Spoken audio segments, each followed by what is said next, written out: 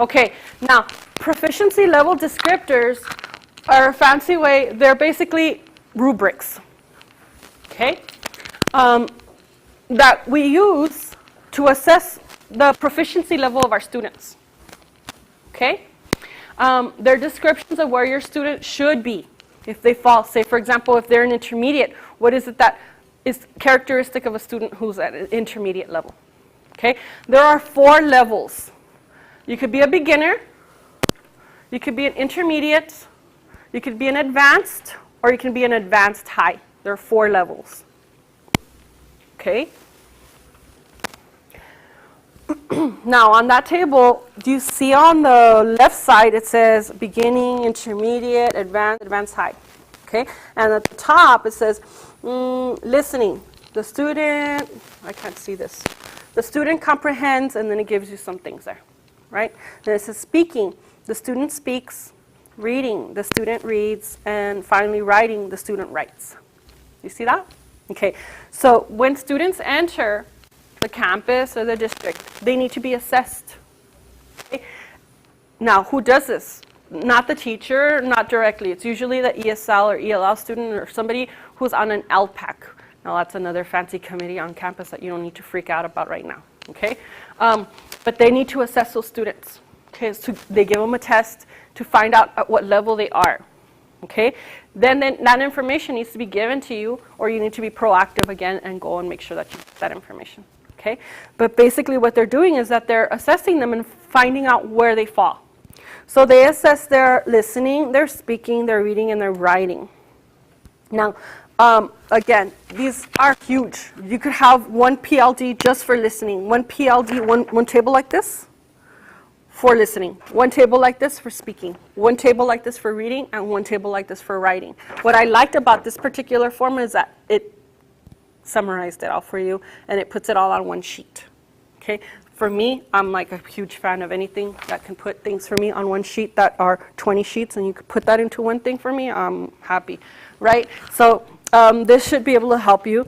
So let's take a look at the last column there for writing. Okay? So for writing, for a beginner, I have my own paper and I keep taking yours. Okay, so let's look at this. Let's look at this.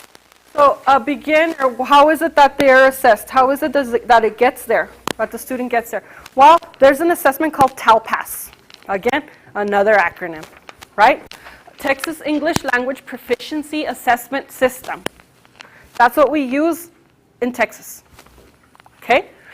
And it's used to assess their level. Now the district, depending on which district you are at, will also they have several assessment methods, right? Like your Woodcock Munoz and other things like that, that they're assessing their academic level. Okay? Well, language. TELPAS has 5 proficiency level descriptors. Okay? So who does this? Because if I were you, I would be freaking out, right? I'd be like, what? Now I need to figure out, well, no, I don't know how to do that. I'm not in good shape, yada, yada, yada, right? You don't have to do it, okay? It needs to be done by someone at your district or someone on your campus, and chances are it's not going to be a brand new baby teacher coming in, okay? Because this requires some experience, okay? They will, hopefully, once these help been implemented in your class and in all of their classes, students should be progressing, not regressing. So say, for example, at the beginning of the year, or if you're lucky to even get them at the beginning of the year, I get kids throughout, everybody gets, especially in San Eli, that district lends itself to that. We get kids all the time. Like, I wish that they would all come in August, right? But that's not going to happen. So I get kids all throughout the year. Okay, so then they're constantly being assessed to find out what level they're at. Okay, so they should progress, not regress. That's something that the state kind of frowns upon, right? So if they're assessed and they came into your class and they were at an intermediate level or an advanced level, and then at the end of the year when they're assessed again and they're at a beginner or an intermediate, they're like, what? They're supposed to be getting better in your class, not worse, right? So that's definitely frowned upon. So if everybody is implementing the ELPS the way they're supposed to, we shouldn't be having that issue. Okay, and it's very important that you get out of the mindset. That's why I'm happy that some of you guys haven't even gotten in the classroom, because you're like babies. We're like mold you and make sure that you don't get that idea. It's not an ESL teacher's responsibility. It's not the English teacher's responsibility. Okay, yes, an English teacher, yes, thank you very much for helping with the reading and the writing, but that's not the only place reading and writing should be happening. That is not the only place speaking and listening should be happening. Everybody is a reading teacher. Okay, everybody is a writing teacher. Yes, ma'am. Question. I know you mentioned that, well, I'm not in the classroom yet, so I'm very much like on the outside looking in. But Yeah. what do you do when you encounter a student who is an ELL and you're trying your best to scaffold them, but they show no desire to learn, or what do you do at that point? At that point, the only thing that you can do is what's within your control. And that's a huge thing, I think, with teachers, is that it's very easy to become discouraged, and it's very easy to start kind of like a blame game, you know what I mean? But I think that's what makes the difference between a teacher who goes into the classroom and gets burned out within 3 years, or somebody who's gone in the classroom and has been teaching for a while, is that locus of control. Is that, you know, I can't control everything else outside of my classroom. I can only control what's inside my classroom. And I can't make anybody do something that they don't want to do. All I can do is control my work ethic and what I'm willing to put into it. And they have to take it the rest of the way. And as long as you know that, and you have the documentation, and you have that, then that's as much as you can do. Yeah. Yeah. And say, okay, I did this, and this. And ultimately, it's in their hands. That's one of the issues, especially with ELL students, is that sometimes I have a very difficult time seeing that when I come across their data and they've been ELL students since kindergarten. I'm like, what is happening here? Like, and they still haven't gotten an advanced high. Then that's a time where we really, again, have to stop and have an honest, you know, what do they say, come to Jesus moment, right? And really have like an honest conversations with ourselves and find out what's happening. There has to be a breakdown at some point, and you do the best that you can do in your classroom and guard your heart.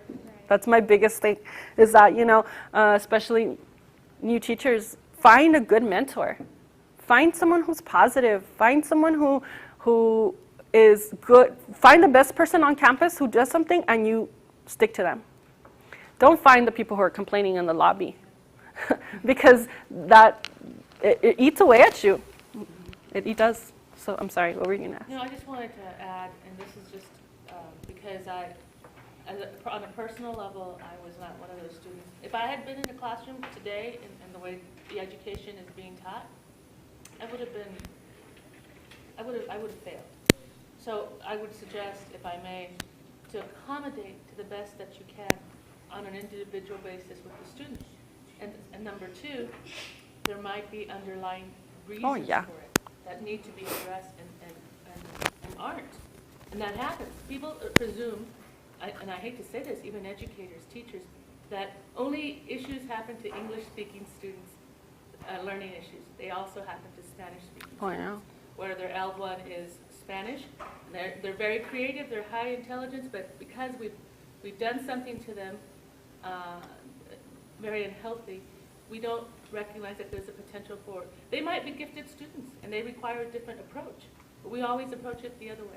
Yeah, well, it goes back to our perspective that we need to, I try to remember all the time that language has nothing to do with your intelligence. Just because you can't speak English proficiently does not mean that you're not smart. We have people who are excellent scientists and extremely smart people speak Spanish, great. Who English is their second language. That has no indication of how smart they are. Yeah. It's just they don't know the language. So our job is to get them there.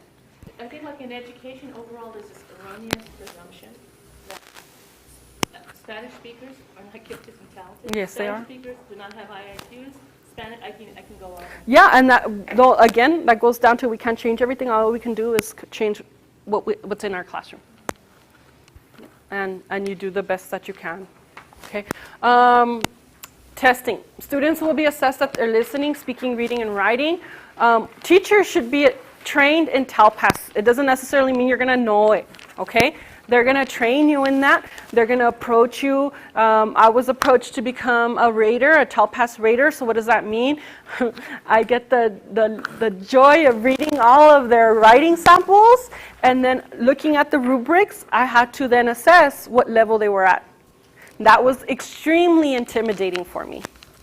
I had to get trained on it. You have to take a little module, a little test to see if you're actually getting it, right? But for me, I felt like so responsible. It felt so heavy on my shoulders because I didn't have that particular background. Like I was not an English teacher, so I felt like, oh, how about if I didn't? So that was hard for me. And then thank God they figured out that I'm very good at organizing stuff, and so I became a collector. I'm great at collecting. I will file and collect to my heart's content. I'll go find writing samples, but the rating of it, I felt very intimidating.